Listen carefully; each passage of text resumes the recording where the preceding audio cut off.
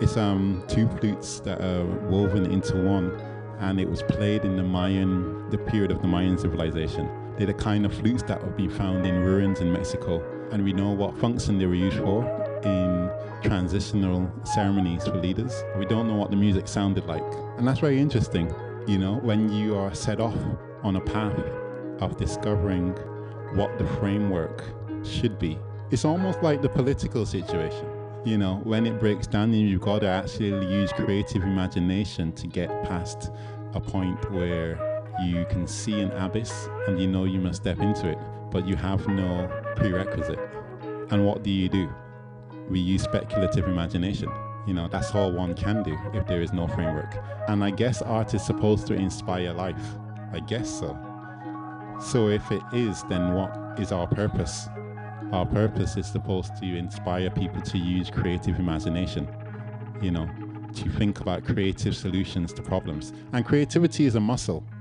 Let's not forget, you know, the more you exercise the creative muscle, the more it's able to generate creative thoughts and creative reactions. And, you know, that muscle isn't exercised by nothing.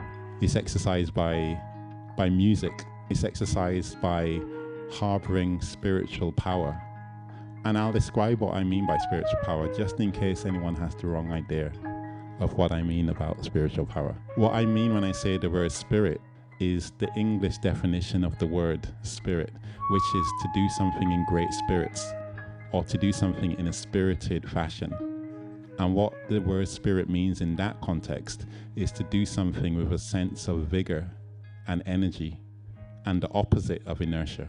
So for me, the spirit is the aspect of the will that energizes the body into action. And it's the connection between the thought of I will and the action that results from it. And for me, that's the purpose of music. I decided to learn the flute.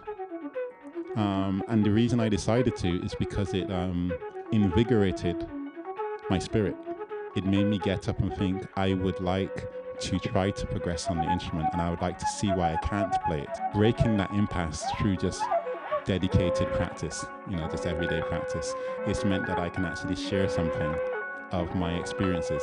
So all we can hope, or all I can hope, is that this actually inspires people to chip away at things every single day, even if nothing actually is happening, seemingly on the surface.